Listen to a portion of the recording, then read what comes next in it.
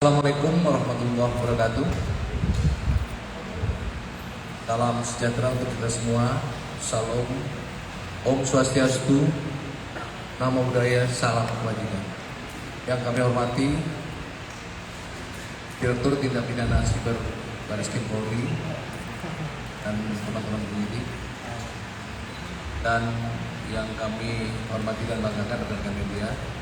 Hari ini kita Direktorat Tindak Pidana Siber Bareskrim Polri akan merilis perkara ujaran kebencian berdasarkan suku, agama, ras, dan antar golongan atau SARA, dan atau ancaman kekerasan atau menakut-nakuti yang ditujukan secara pribadi melalui media elektronik.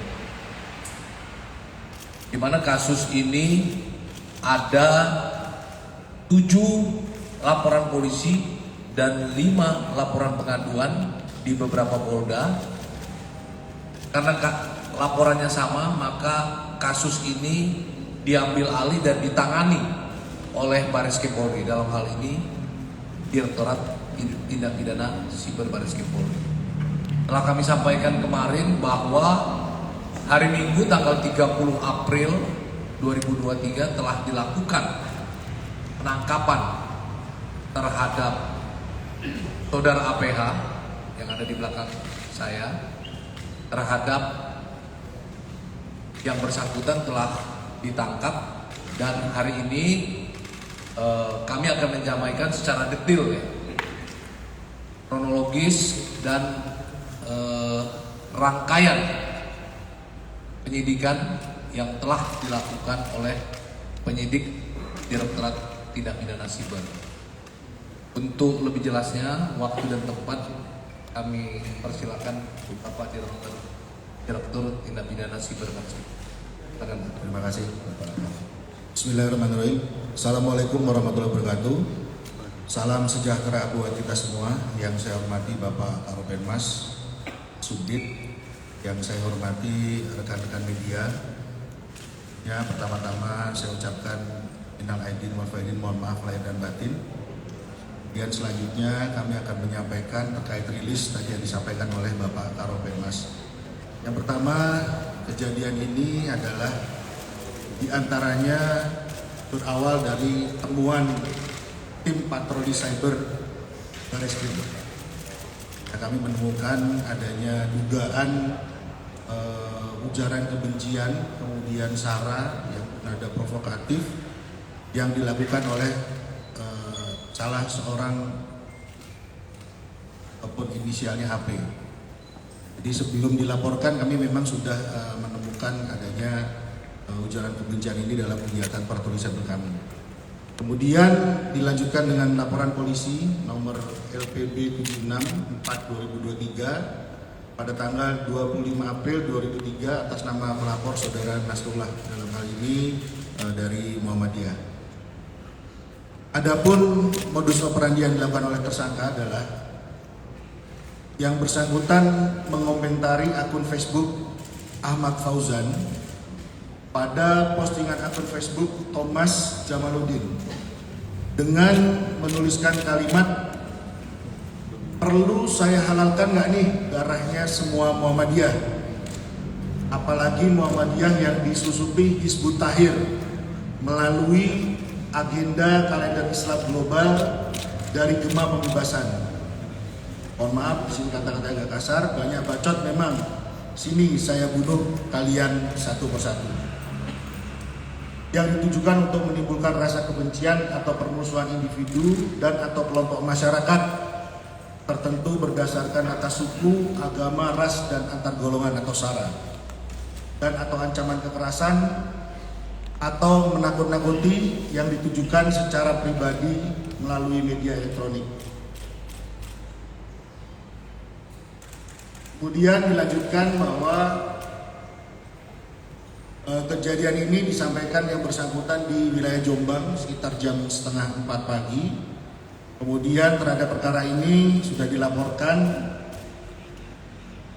dan ditindaklanjuti oleh tim kami melakukan penyelidikan profiling sehingga menemukan identitas yang bersangkutan dan sudah kami lakukan profiling, melakukan pemeriksaan saksi ahli, baik itu saksi ahli tindak pidana, ITE, kemudian ahli bahasa, dan kami tetapkan sebagai tersangka. Dan alhamdulillah kemarin sudah berhasil kami amankan di wilayah hukum Kabupaten Jombang.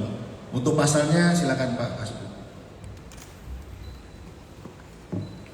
Terima kasih. Mungkin kami lanjutkan terhadap tersangka AP atau APH berusia 30 tahun, alamat di Meranggen, Kabupaten Demak, yang telah disampaikan oleh Bapak Direktur tadi. Kami amankan kemarin di Jombang pada pukul 12 siang dan telah dievakuasi ke Jakarta dan sampai pada malam hari, kemarin malam. Pada saat penangkapan kami telah mengamankan beberapa barang bukti dari yang bersangkutan. Yang pertama, satu buah handphone merek Xiaomi Poco M4 yang memang digunakan oleh tersangka dalam melakukan perbuatannya. Kemudian satu buah akun email yang merupakan email kredensial dari akun Facebook AP Hasanuddin, yang mana juga sudah kita lakukan penyitaan. Kemudian satu unit notebook merek Asus. Terkait dengan persangkaan pasal, saat ini tersangka kami kenakan dengan pasal 45A ayat 2 junto pasal 28 ayat 2 Undang-Undang ITE dengan ancaman pidana penjara paling lama 6 tahun dan denda paling banyak 1 miliar rupiah, dan pasal 45B junto pasal 29 Undang-Undang ITE dengan ancaman pidana penjara paling lama 4 tahun dan denda paling banyak 750 juta rupiah. Demikian.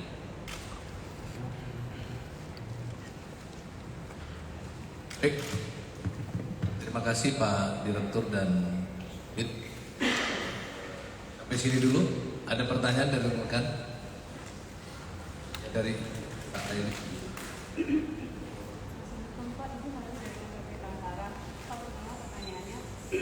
Ingin tahu motivasinya apa sih Pak sampai dia membuat komentar itu? Apakah masih gimana? Kedua, tadi mungkin dirincikan lagi Pak soal kapan tanggalnya, dari tanggal berapa dia membuat postingan itu, kita masih belum tahu. Juga ditetapkan sebagai tersangka tanggal berapa juga gitu.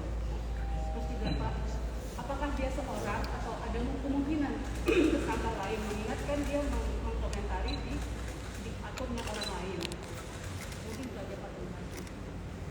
Baik, terima kasih Mbak. Yang pertama tadi menanyakan terkait kapan yang bersangkutan menyatakan kalimat itu. Ini di data di kita tanggal 21 April.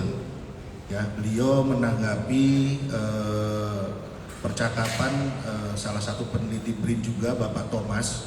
Nah, kemudian motivasinya tadi sempat kami tanyakan kepada yang bersangkutan bahwa selama ini Pak Thomas sering berdiskusi tentang bagaimana yang fokus daripada pernyataan ini adalah pada saat penetapan Lebaran. Nah, rupanya percakapan ini sudah dilakukan berulang kali, dan situ ada jawaban, ada tanya, ada jawab, ada pendapat. Nah, yang bersangkutan menyatakan pada saat menyampaikan hal tersebut tercapailah titik lelahnya dia. Kemudian dia emosi. Karena ini kok diskusinya gak selesai-selesai. Akhirnya emosi dan terucaplah kalimat kata-kata tersebut. Jadi yang bersangkutan pada saat mengetik kalimat tersebut sudah kita pastikan bahwa yang bersangkutan sendirian. Jam 3:30 sore tanggal 21 April di wilayah Jombang. Jadi tadi juga motivasinya bahwa karena dia sudah kesal mengikuti diskusi tersebut sampai akhirnya titik lelah dan dia emosi. Jadi itu motivasi dan tanggal waktunya pada saat dia mengomentari kalimat ataupun diskusi yang berada di Bapak Thomas.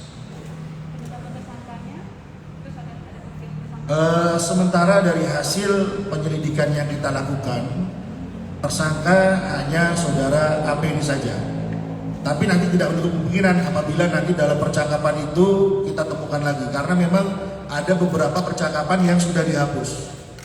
Nah, kalau mungkin nanti mungkin dari rekan-rekan media ataupun teman-teman netizen menemukan lagi ada kata-kata yang mengandung unsur-unsur seperti yang ini, silakan dilaporkan ke kami.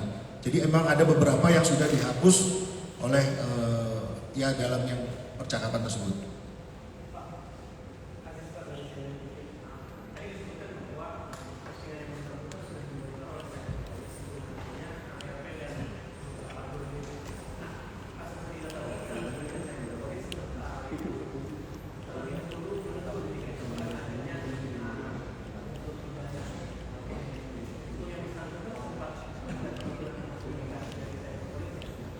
Ya, jadi gini, apabila dalam patroli cyber itu kita menemukan adanya dugaan-dugaan seperti tadi ujaran kebencian, ya kita langsung melakukan profiling. Yang pertama kita berbicara dari kontennya tersebut. Kontennya itu bersifat apa, kemudian siapa yang menyampaikan, kemudian kita periksakan kepada saksi ahli bahasa, sosiologi, kemudian ITE dan hukum pidana. Nah, dari situlah biasanya nanti akan lahir LI, laporan informasi. Karena ini sudah mengandung sara. Ya, sudah mengandung sara, kita langsung membuat laporan informasi, dan laporan informasi tersebut yang diteruskan kepada tim penyidik. Dalam hal ini kita teruskan kepada Subdit 2, Pak Rizky. Nah, Subdit 2 kemudian selanjutnya melakukan penyelidikan, dan sampai akhirnya walaupun memang perkara ini adalah delik pidana murni ya. Jadi pidana murni artinya tanpa adanya laporan pun kami bisa menindaklanjuti. Tapi kebetulan alhamdulillah dari pihak Muhammadiyah berkenan untuk melaporkan. Demikian Mas.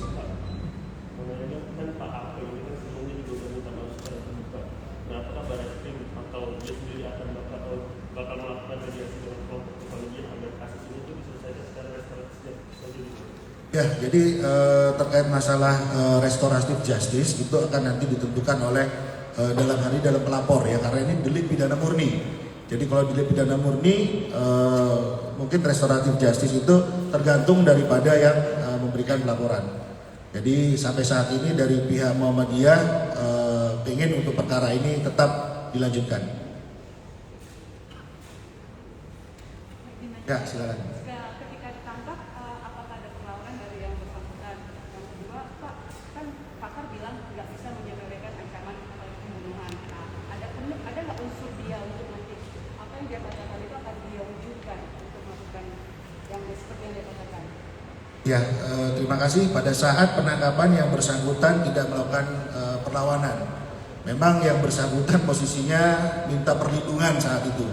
Jadi yang bersangkutan mungkin sudah merasa ketakutan karena memang dia tidak sadar ucapan yang disampaikan dalam kata-kata itu akhirnya membangkitkan amarah seluruh warga Muhammadiyah. Dan kemudian kalau tadi yang disampaikan oleh rekan media, apakah ada kemungkinan yang bersangkutan untuk mewujudkan kata-katanya dengan membunuh? Saya rasa tidak ya, karena yang bersangkutan ini latar belakangnya adalah keilmuan ya. Cuma beliau mungkin ya tadi saya sampaikan di awal bahwa capek, lelah karena berdebat panjang, akhirnya muncul emosi dan kata-kata yang tidak pantas, yang tidak seharusnya diucapkan oleh seorang yang memiliki latar belakang keilmuan yang cukup bagus. Itu sudah disadari oleh yang bersangkutan, dan tidak ada untuk mewujudkan dengan benar-benar mau membunuh, tidak ada. Ya.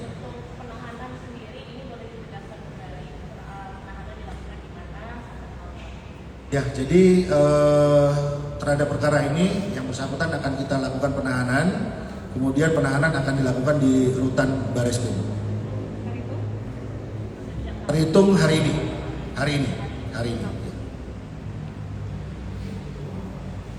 Cukup ya? Udah diwakili Pak Dir. Tadi kan sudah saya gali itu pertanyaannya ya. Atau mungkin ada lagi nanti yang akan saya tanyakan, nanti saya sampaikan ke beliau yang rilis. Kembali lagi Pak, tadi bilang kembali ke belakang ilmuannya dia gitu. Kita semua juga bingung ini. Latar belakang ilmuwan harusnya kan juga terpelajar juga ngomongnya. Tapi keluar kalimat itu apa memang lelah saja atau ada yang lain Pak? Jadi tadi kita sudah sempat tanyakan ya, yang bersangkutan pertama saya tanya pada saat ada menyatakan kalimat tersebut dalam kondisi sehat. Apakah ada pengaruh alkohol, narkoba dan sebagainya? Yang bersangkutan menyatakan tidak, dalam keadaan normal dan setengah 4. Terus kenapa Bapak sebagai Anda sebagai orang yang memiliki keilmuan yang cukup sehingga sampai terpilih menjadi salah satu pegawai di BRIN, kenapa kok seperti itu? Dia bilang menyampaikan karena pembicaraan itu, diskusi itu sudah panjang dan tidak ada ujungnya. Akhirnya beliau merasa lelah dan emosi, terucaplah kata-kata seperti itu yang memang sangat-sangat tidak pantas ya. Menantang saya duduk satu persatu itu kan sangat-sangat tidak pantas diucapkan seorang yang tadi saya bilang ilmuannya tinggi. Balik lagi mungkin ada khilaf sebagai seorang manusia.